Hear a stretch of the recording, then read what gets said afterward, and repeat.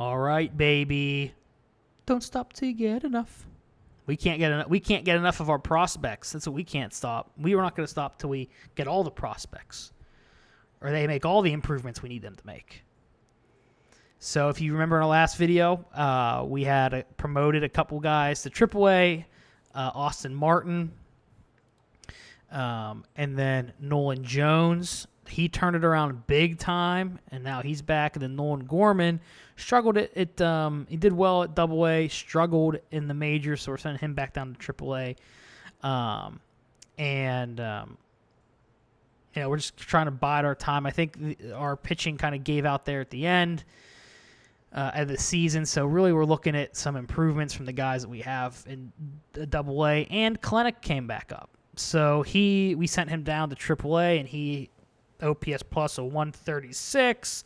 13 home runs, 47 walks, 58 strikeouts. He was crushing. 997 OPS. So now we're bringing him back up, and we're gonna see if he is now more improved since that stint, and we'll kind of go from there. So Skubal, who's just having such a good season. He starts off the Giants series, who we've played very well against this year. Okay, 4-3 loss. So I don't know if we're gonna 1-0. Okay, so Chris Paddock, you're back. That's great. I don't think we're really in a position to compete for a playoff spot. 6.5 back from the wild card, but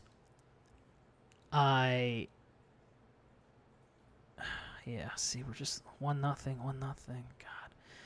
But I want to see some improvements in our guys. Man, what the fudge? Mackenzie Gore, okay, you're back. It's just brutal. I'm so interested to understand this year. We haven't had like a real long winning streak, but we've had multiple just complete shit losing streaks. We've like won series here and there, but we haven't gone on like a real long 10-game, 12-game win streak.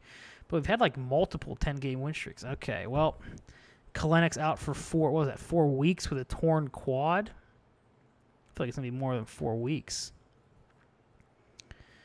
So, no really great turnaround since he came up into the majors again. He improved his batting average a little bit. His OPS plus, I guess, is fine. But, okay. Oh, man. Injuries, that's the thing. You can trade for all the prospects you want. No matter how you try to manage them, though, injuries can ruin them. 4-game home run streak, Austin Hayes. Wow. I feel like our losing streaks have come with Kalenic up. That's so weird to me. So we're just going to keep simulating here. There's nothing really to stop, even the wins at this point. Just curious if we can put any streaks together here. I would like to finish 500, though, which we're on the precipice of losing that opportunity.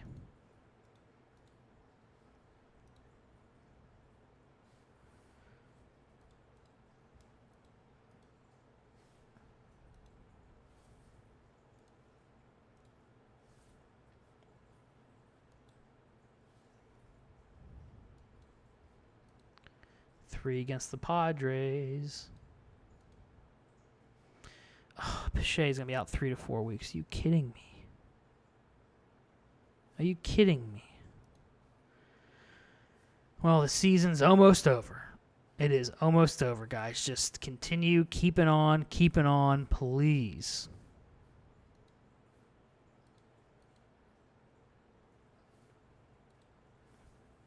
All right, player development. Let's see. Hayes did well. Anyone else? Everyone else is doing well, but none of the Jack Leiter. Okay, wait, hold on. I saw him. Where'd he go? Okay, here we go. Jack Leiter's improving. I like that. So we just have one more series left against the old Brew Crew. 8-0 win. All right, we can finish 500. almost 80 and 82. So after we trade everybody out the day before the start of the season, and we trade for a bunch of prospects, and we end the season 80 and 82. Honestly, I was worried about winning 40. So we kind of doubled my expectation this first year. I mean, he had a couple good seasons, like, Mountcastle, 25 home runs, 107 RBI. Rosarina, 24 home runs, 84 RBI. Hayes had 55 RBI and 23 home runs. So you had good performances throughout, and I think this upcoming year will be much better. Look at that. You had Ruiz, Jimenez, Hayes, Christian Colon had 2 WAR. Ryan Mountcastle had 2, like I mentioned. And then you look at the pitching. Skubal, 3.8 WAR. Paddock, 3.2. Gray, 2.6. Mackenzie Gore even turned around a little bit near the end of the season. He had a bad year, but not a bad year, but like a replacement level year. But all in all, the guys who we weren't expecting to do much here had negative WAR, but everyone we traded for did well. So we have those players, and then the fan interest back to 90, which is that's great. But we also have a very good depth in our farm system. We have Riley Green. We have Austin Martin, Matthew Liberator. We have Nolan Gorman, Tanner Houck, Hunter Greens, Nolan Jones. So let's see how some of these players finished who we had locked down there. Let's see, Austin Martin. How did he fare in AAA this year? 0.9 WAR, over 1,000 OPS, 157 OPS plus, hitting 400 in 18 games. And this is a man who's ready for the major leagues next year, 100%. And his second base is now up to 60 defensively, so I think he's ready to take over second for us. And that'll be okay, because then Vidal can work a little bit more at AAA for next year, and then we can kind of figure that out as we go. He can still play shortstop. I might move him to shortstop, especially if Austin Martin is ready for the majors. Nolan Gorman, let's see how he played in AAA, 0.6 WAR, him 161 OPS plus, hitting 319. So he went from AA to the majors. He struggled. We're putting him back into AAA. Looks like he can handle that. He's someone who I think might still start next year at AAA. But let's see how Nolan Jones did. In AAA, 1.4 WAR, above average hitter. So he turned it around, after having a bad, showing at the major leagues to start off. He cratered at AAA, cratered at AA. He figured it out in AA. We promoted him again to AAA, and he actually turned it around his year. So those are some good turnarounds that I feel pretty good about. So let's check on our pitchers here. So Tanner Houck, AAA, 1.1 WAR. Home runs, tad bit high. Whip, tad bit high. Walks, tad bit high. Ks per 9, tad bit high, but hey, we'll take that. BABIP, extremely unlucky, 403 BABIP. He's someone that I think will start in AAA next year.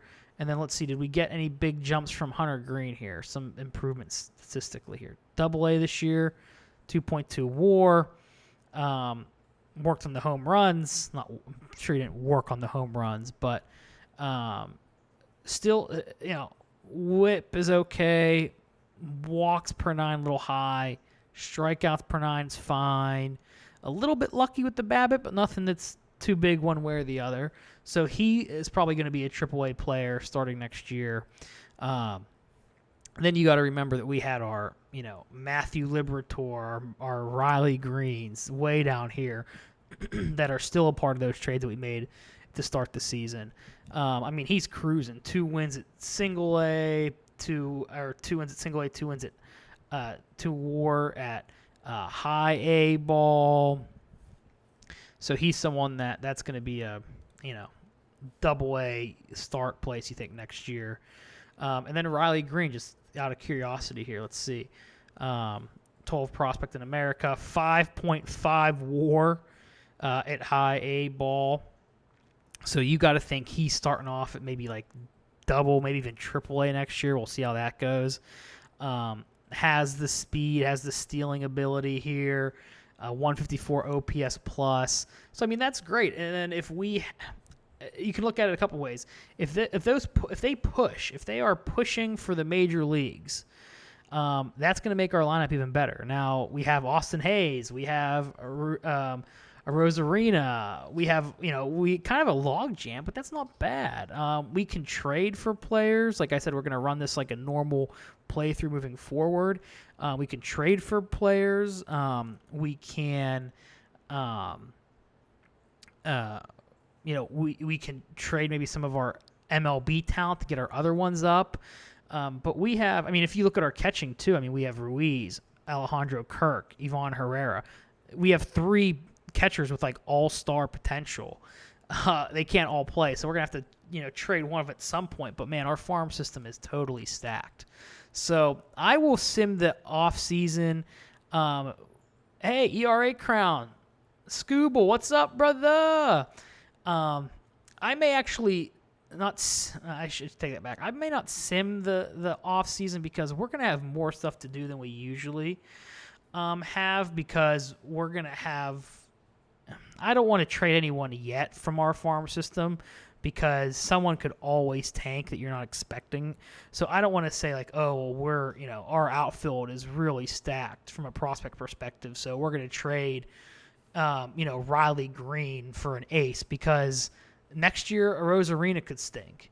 I feel like that's happened in some playthroughs where he started well, but then he's had like a kind of a mediocre career. Or like Austin Hayes get injured, and it's like, damn, I really wish I had Riley Green. So I'm not going to make any trades yet until we're a little bit more of a fine-tuned machine, and then we'll think about it. But at this state in the game, we're going to unlock the promotion demotion here for our players. The outfield seems pretty set, pretty solid. The infield and maybe starting pitching is what's kind of up in the air a little bit. And then someone even like Ian Bedell. Sorry, I just saw his name there. Very good at high A. Moved to double A. Positive WAR, unlucky with the BABIP, but again, he's someone that could also be a improvement on our team here. So, or in the starting line or in the starting rotation, So, one last thing though before I do hop off, and I just wanted to check our pitchers here that we have and just see how they, are kind of are studs that we had traded for. Flores wasn't one of the studs. But just curious how he fared in the MLB this season. Not great. Let's see how Gore did. 1 WAR. He was okay. A little bit of a walk problem. His stuff maybe wasn't as dynamic as we thought. But we'll see how that works out over the offseason. But I feel like he's going to have a pretty good year next year. Josiah Gray, one of our homegrown guys, he had a great MLB season. He's probably going to hit like all of these potentials, which would be great, absolutely awesome for us. But he had a very good year. Happy with that. Paddock, always solid. Every playthrough we've ever done, Paddock is a stud. I feel like he's a stud in real life, but he doesn't really. I shouldn't say he doesn't show up, but. I don't know. I like Paddock. He just gets a hard time sometimes. And then Scooble okay, league leader in BABIP, so maybe this is a little lucky, but to go through an entire season with under 1 WAR, that's like Cy Young, or 1 WHIP. I'm sorry, very big difference. Underneath 1 WHIP, that's like Cy Young level. Didn't strike a ton of people out, but didn't really need to. Got lucky. Kept his walks low, kept his homers low, didn't let people on base. So, that's a good freaking season. But you got to think he'll probably get that 55 control, hopefully, because of this season. But you might not expect that again next year. But regardless, that does not take away from his year this year. He was an all-star this year. That's awesome. Good for him. And then let's see. Anyone else? Emmanuel Clay, just curious. We traded for him from the Indians. 1.8 WAR there in the MLB. Oh, Texas. Oh, he was on the Indians this year, yeah, because I have him on a fantasy team. McClanahan, let's check him out. He was fine at the major league level. Actually played better there than anywhere else this year. So you got to think he'll be a key cog next year as well. So we're going to be able to fill out our starting lineup. We're going to be able to, in free agency, address our bullpen, I'm sure. So if we go to, just out of curiosity, we'll go to transactions. Let's just see how much money we have for free agency before the offseason starts. $55 million, a ton for extensions. So we're going to start offering extensions to these young guys. So that's what I'm saying. I might not sim this offseason because there's a lot of stuff to do free agent-wise, extension-wise. If you like that kind of episode, watch it. If you don't, I'm not going to blame you. But we'll spend some time on extensions and things like that. So thanks for joining me. I know I just kind of bloviated these last 5 minutes, but just some recap that I wanted to do. We'll include the sim of the postseason when we come back in our next episode. So thank you guys. I appreciate you hanging with me, and I will see you in the next episode. Peace out, guys.